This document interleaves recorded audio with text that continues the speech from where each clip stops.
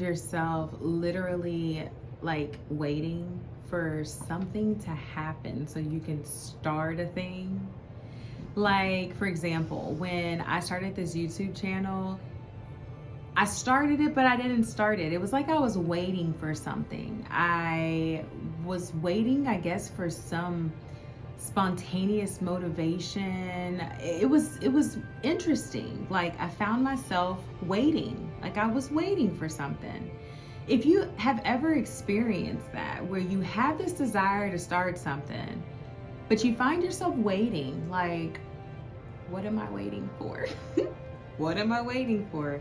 A month goes by, still waiting. What am I waiting for? If this is if this is getting you, then I think you should continue to watch this video, because we're going to talk about what exactly that could be. All right, let's go. So this video is going to be about this mechanism that our ego does, that kind of like, it's like a preservation type of mechanism that our ego has. So it's not going to be, I'm not going to go super into depth about the ego, but we all know what the ego is, right? The ego, it learns from experiences, right? And it stands its ground from what it's learned, okay? The ego, it can be impressed upon, but the ego is also partially stubborn, right? So I want to talk about in this video, when we're in that state of waiting, we're waiting for something. Like, we want to do a thing, we want to start a thing, but we're waiting. Let's talk about that. The first thing that I have here is the resistance to change. The ego is often resistant to change because it believes in threat. It believes it's threatening the current state of identity and security. This can manifest as procrastination or indecision, keeping you waiting and not taking action. So, like the YouTube channel, I attempted to start this channel back before my daughter was even a year. I was going to journey and like document and keep up with like me crossfitting, homeschooling, having a newborn, cloth diapering, making baby food, all the things. I was just going to do like a life blog video channel. And I think I put 2 videos out and then I stopped because I remember I just got to a place of waiting. I was like, and I never knew what I was waiting for, right? And it was me resisting the change. Like, it was requiring me to change patterns and ways about myself in order to embark on this journey of starting a YouTube channel and being a content creator and sharing my life and sharing my story and stuff like that. So that resistance to change, the ego has its way of not wanting to change at all. And it really didn't help very much either, because I'm a Taurus sun, and Taurus sometimes they're not too cool with change. And so my ego was like, you know, we good at this. We good at not changing too much, you know? So yeah, that resistance to change, the ego does that. It really does that. It will really stop you from making and taking any action because it's different. It's different than what it knows, you know? This is different. We ain't done this before. So number 2 is fear of failure. The ego primarily preserves, the ego's primary preservation tactic is the fear of failure. By fearing failure, it keeps you in a safe zone, less likely to take risk or pursue new opportunities, keeping you waiting for the right moment. That was a biggie. That was a biggie for me. Now, I got those 2 videos out, and then I think I just totally psyched myself out. My ego was like, oh, you know, what if you fail, you know? And even now, like, making these videos to be released every single day, I'm steadily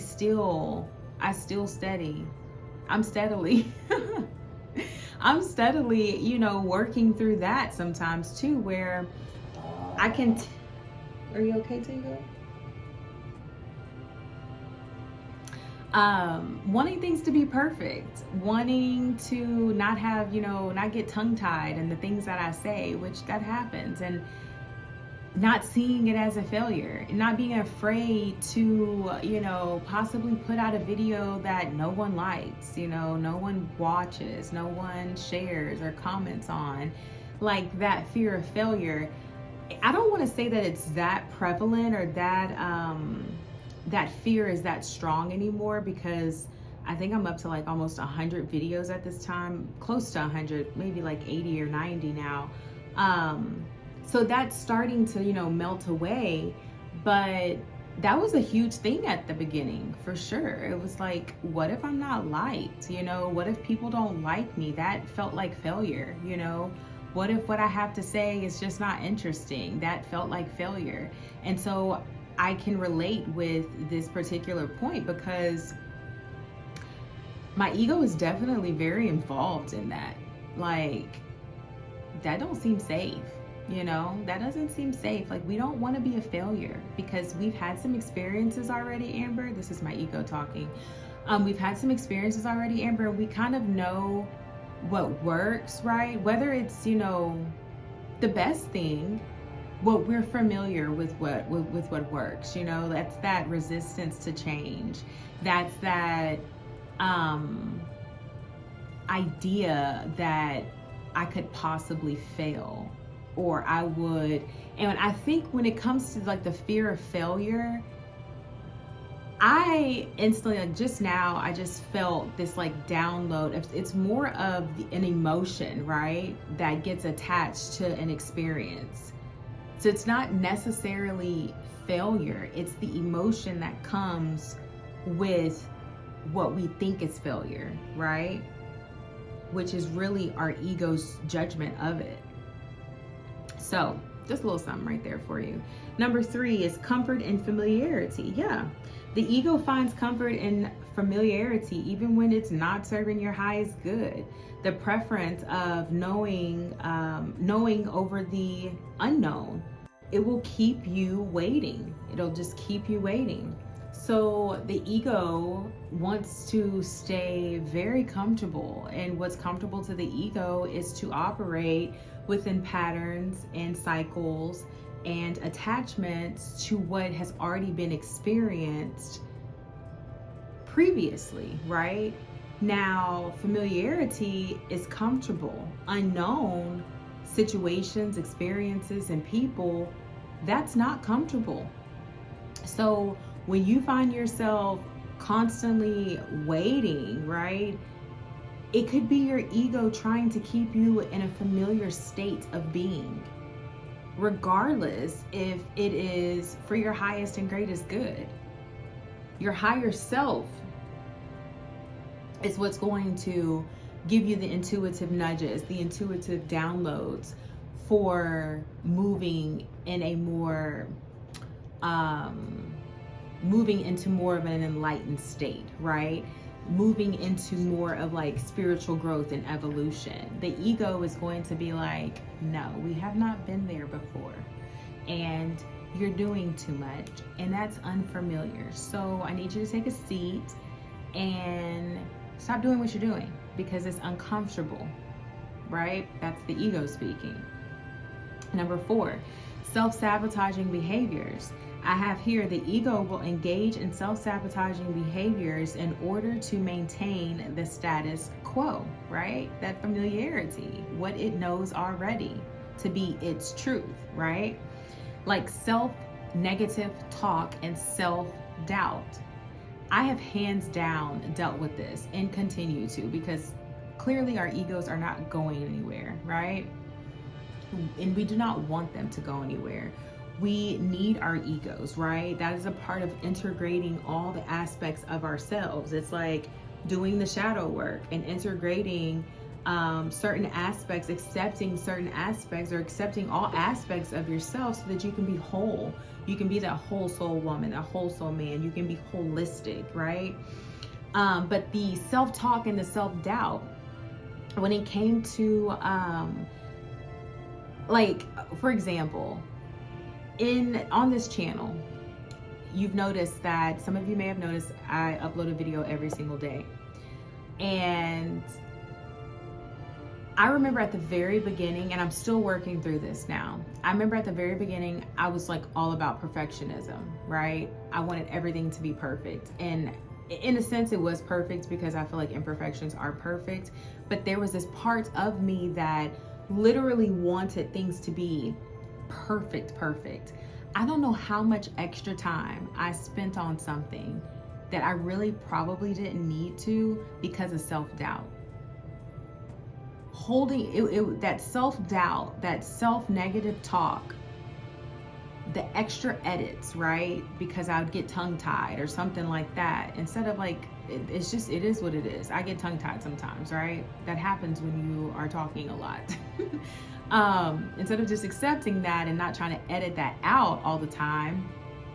But it was the self-negative talk and the self-doubt that had me waiting to upload a video, that had me in my editor for longer than I really needed to be, because I'm trying to correct the imperfections, or what I thought were imperfections, right? So the ego will self-sabotage. It will self-sabotage. Instead of spending 20 minutes on editing a video, I'm spending an hour and a half on editing a video. Ridiculous. One video that's not even 20 minutes long. Where they do that at? Why are we doing that? Why are we doing that? Speaking of perfection, I thought I saw like a lock sticking. Hey, I'm a work in progress. I thought I saw a lock like sticking this way. Anyways, I have a mirror on my desk, so I was looking. But yeah, self-sabotaging behavior. Let's see, another one that I can come up with. I mean, you tell me. Drop it down in the comments. A time in space where you have spoke negatively to yourself. You have self-doubted. You've done some doubting of what you're doing, how you're doing it, what you're looking like, and it has held you back from doing a thing. Like, oh my goodness, one just came in. Getting dressed to go somewhere. How many times have you changed your clothes because you're doubting yourself on it? Right? Oh my goodness, like that sort of thing, right? Drop down in the comments if this resonates with you. And that kept you waiting, right? That kept you from leaving the house possibly on time. That happens to me quite a bit. Leaving the house possibly on time because I'm changing my clothes too many times.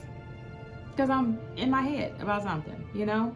So yeah, that's what I have for you when it comes to the way, like, you're waiting, you don't understand why you can't get this thing started, why you can't get this thing going. It could have to do with your ego's preservation mechanism coming online and really keeping you from change,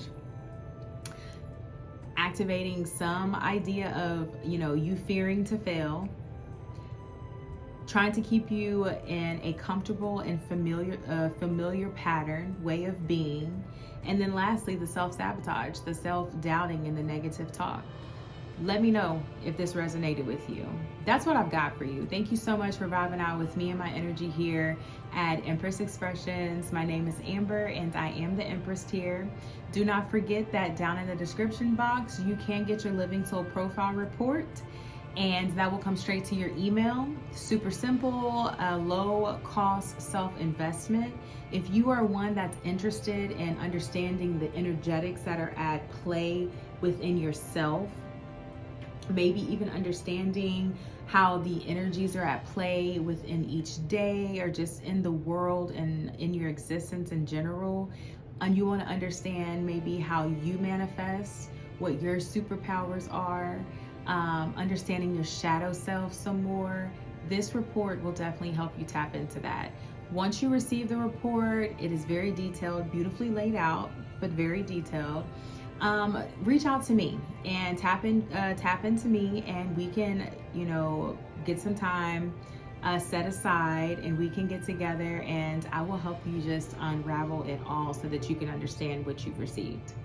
All right, so I send you peace, I send you light, and I send you so much love. And until next time, bye.